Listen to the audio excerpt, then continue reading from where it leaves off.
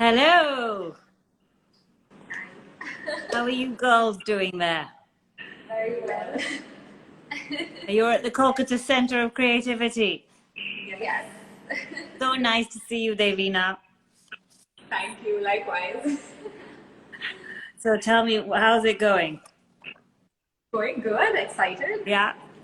So let's wait a couple of minutes. We're going to be having a really interesting discussion on this exhibition, which really talks about what fashion means to us as people and what does it bring into our lives.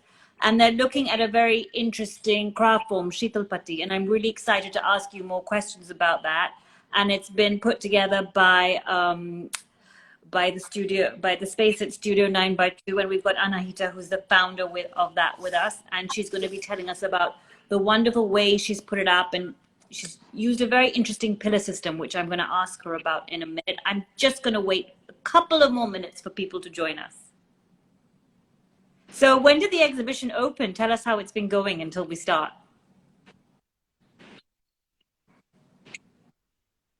Started on the second, and it's been great. It's been The first great. And couple of how days good were is it great. to I be think doing a now. real show after so long? To be doing like a proper event, a physical event. It must feel Oh, so it was good to be doing excited a to be physical here. event. Yeah. It was quite exciting. I mean, we were missing the adrenaline and the whole rush with a physical show. So yeah, to be Great. back in a physical space, it's just, I think, the missing connect. I think it all came together, and like Devina said, it started on the second, and I think people have been really responding very well to the whole idea of an exhibit, even though there's A one. real live one. Yeah, it's And uncertain. I think your timing for this exhibition is really brilliant because fashion's really going through a moment where it's having meaningful conversations, which is why I'm so excited to have you both. Of course, we have Devina Salarpuria, who's the founder and creative director of Studio Moda India. And you together this show, which is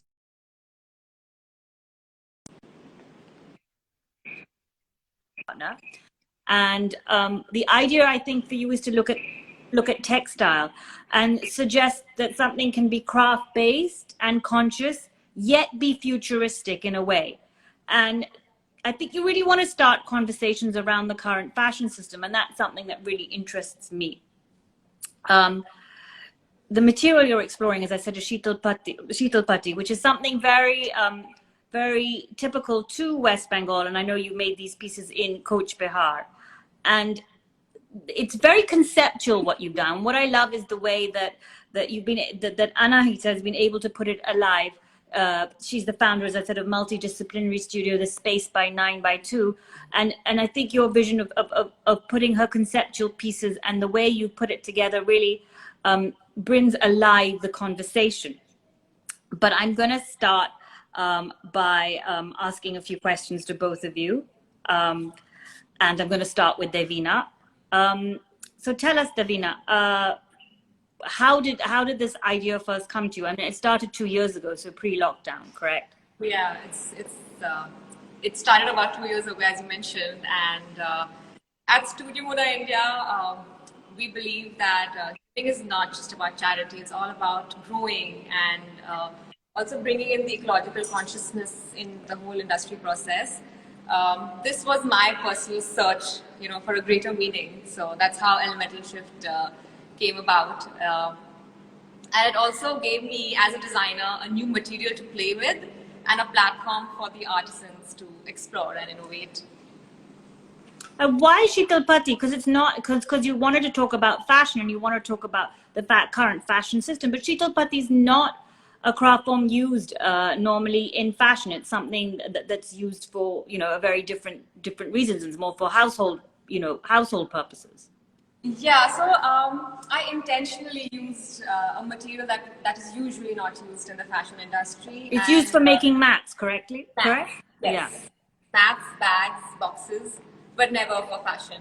And I wanted to explore a new material.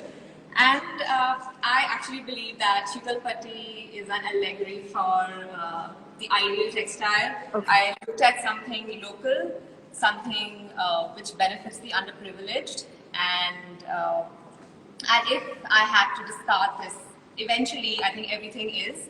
It does not harm the environment in any way. So maybe you can take us through the journey, because I know you had lots of challenges. As you said, it's not a material usually used for fashion pieces. Like I believe it took like, I don't know, 40, I don't know how was it, 40 days or something, for just to develop the patterns and the Yes. initial samples. So this sounds like a real labor of love. Absolutely. It all started as a passion project, and I didn't know how it would pan out. But when we started out, my first challenge actually was to find an organization that would accept my idea. And Kadam Hart was very open about this. And they're based in One- Kuch Behar, right? Yes, so we then worked with the Dholabari cluster at Kuch Bihar. 16 women were dedicated to weaving Chitalpatti craft. So yeah, so then once we And how receptive were the women to this experiment? Do they realize that experimentations in craft actually is what helps keep their craft form alive? Were they happy to sort of be a part of this process? we were very excited. And when I did send my patterns across, the initial patterns were a bit of a problem because they did not understand what I was trying to create, because they were just straight lines. Uh, but eventually they got the hang of it, and we started off with newspaper patterns, which I would courier to them. The first few samples were the basic borders. I also wanted to understand if it would take the 3D form of the human body. Once the initial challenges were overcome, I sent across a whole new set of patterns, which were then created by them, sent back to me in about 40 to 50 days. Wow. And that's when my next challenge came, where I had to assemble them together. Now, how do I attach two Chitalpatti pieces together?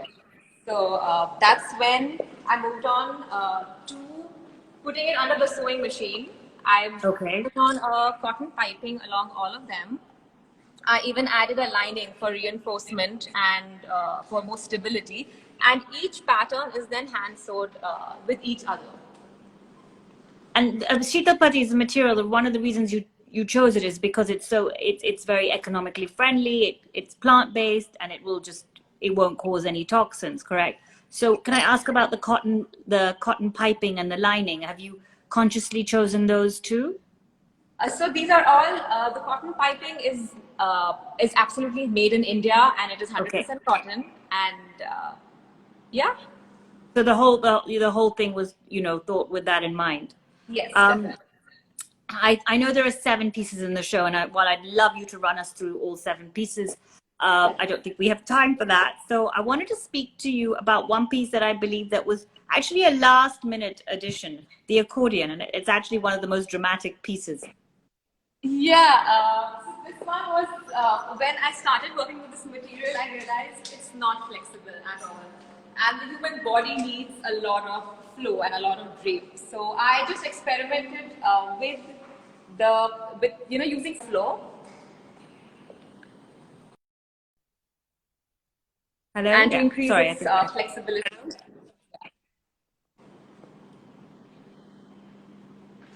Can you hear me? Sorry, are we having a bit of a tech issue? Okay, yeah, I can hear you now. Is it okay now? Okay, I thought we were having a tech. Yeah, it's okay. It's okay. But it's all part of lives.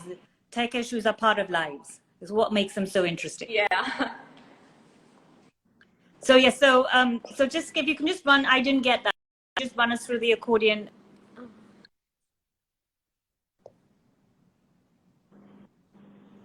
Yeah, so this was the accordion, where I worked with slim panels. I sort of put them together and tried to increase the flexibility of the material itself.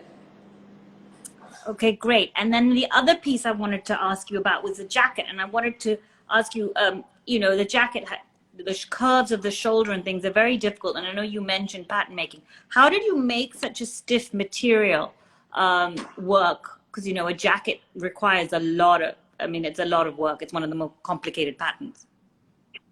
Yeah, so I actually wanted to understand how this material would interact with each other when I restrict its movement. So there are smaller panels, and I tried to add volume to the sleeve with darts. Obviously that wasn't possible, so they were literally sliced and stitched on. And even the armhole is then not completely sewed on for, I mean, if anyone would ever wear it, it would, you still can move your arm. It's a beautiful piece. And it's in my favorite color, purple, by the way. But it's a beautiful piece. I just wanted to ask you, as you mentioned, these are not. You wanted these. This is a fashion exhibit, but these are not pieces that are wearable. Explain that a little bit about that to us. The purpose of this was to create a conversation around the current system and also to put the artisans in the forefront.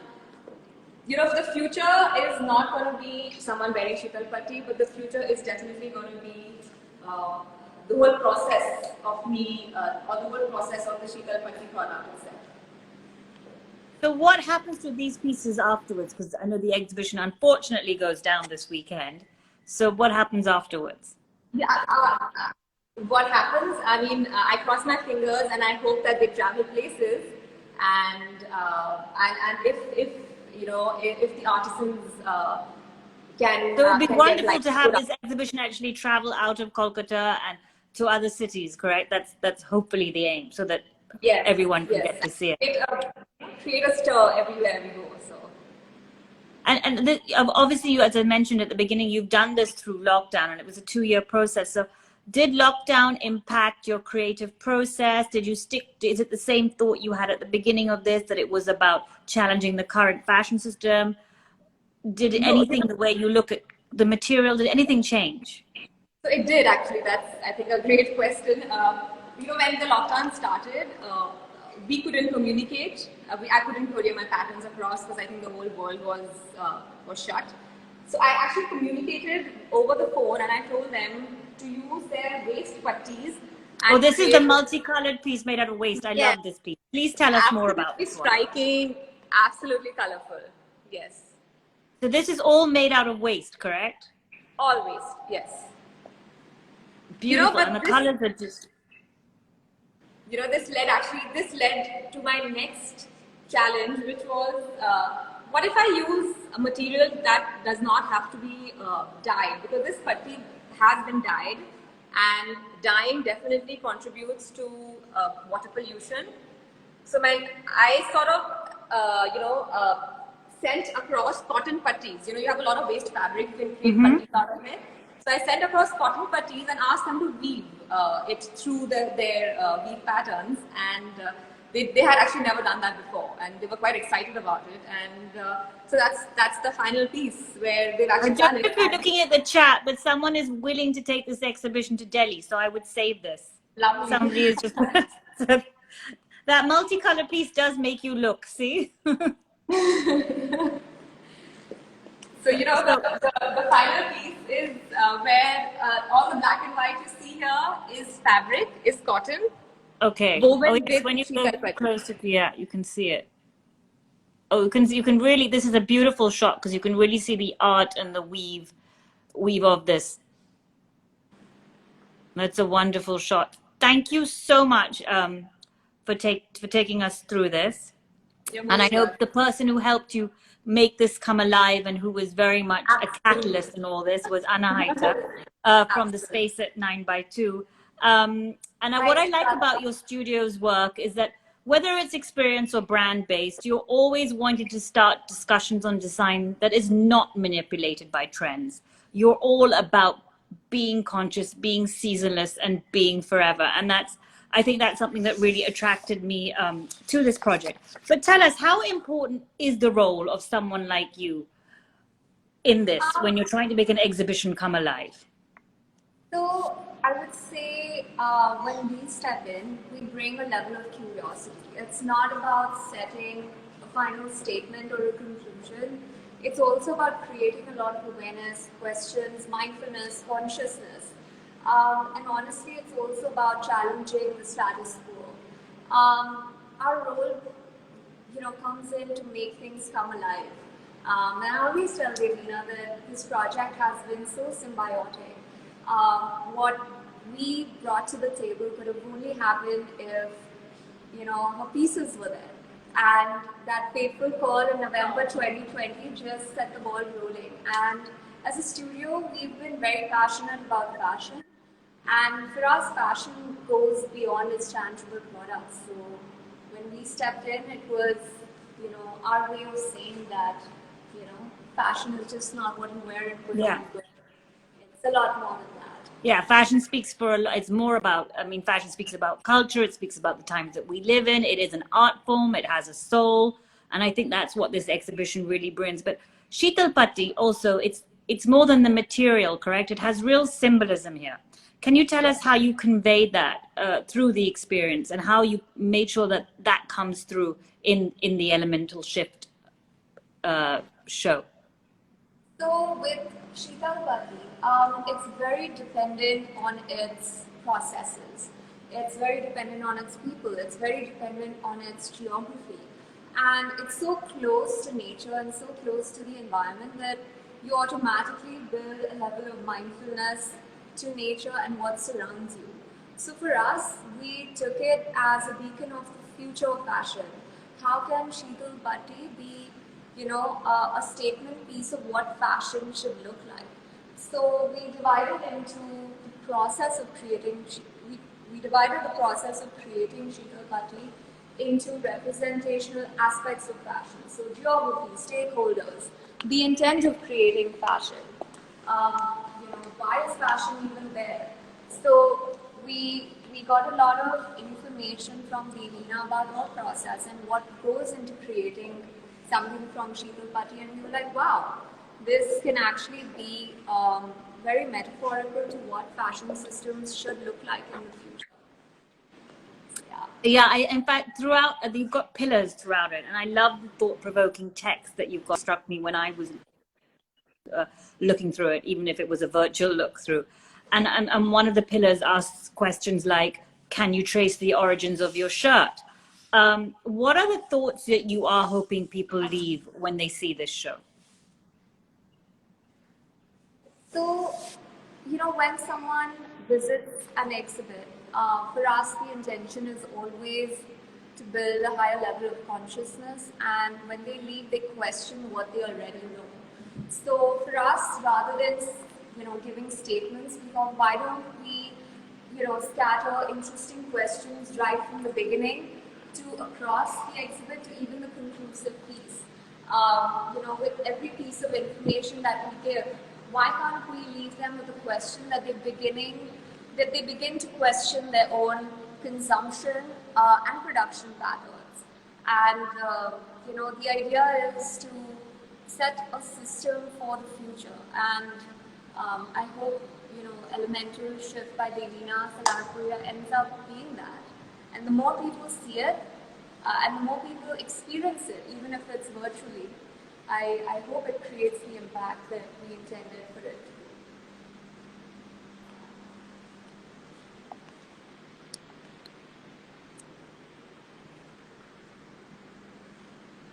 Have we disconnected?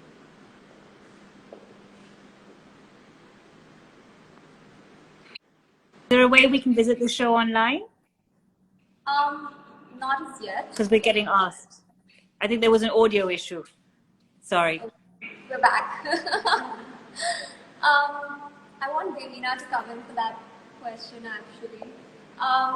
Even though the exhibit is designed within a physical realm, I think Devina really wants to put it out there in the, big wide world. And we are working on a video. A virtual tour. Yes. Yeah. Yeah, I think, the show I know is on till Sunday, and if you can go view it, I suggest that you do go view it at the Kolkata Center of Creativity. But if you can't, I think we are going to be trying to bring this show to you. We're going to be doing another conversation between us, which we're going to be recording, and we'll make snippets of it. And hopefully through that, we'll be able to walk you through that show. So please do keep looking at the Instagram handle at the space at 9x2, because that will really, really keep you informed. And we really do hope to walk you through it. I think the way that both of you have worked together shows us how something conceptual can be made something that even a layperson can digest through clever exhibitions and the clever use of space. So I think that's brilliant what you've done. And we're also going to have one more conversation happening in the next week, which is something I'm really excited with. It's with one of India's leading fashion journalists, Nonita Kalra. And we're going to be talking about the need to create exhibitions and tangible experiences in fashion. That's going to be an Insta Live. And if you follow the space by 9x2, you will find out when and where, but it will be in the next week or so. I want to thank you both for taking us time, for walking us through this. It was incredible speaking to you both, and your energy just speaks through. And as I said, if you can see this, it is on till the weekend. So guys, I suggest you go see it. Thank you so much. Anyone have any questions, or I'm going to just run through and see if anyone has any questions. Well, there's just one about being online, and people are congratulating you on challenging the norms. So you're getting lots of congratulations. So that's great. Well, good luck, guys, and I'll see you in a few days back here when we do our next live. Bye. Bye. Bye.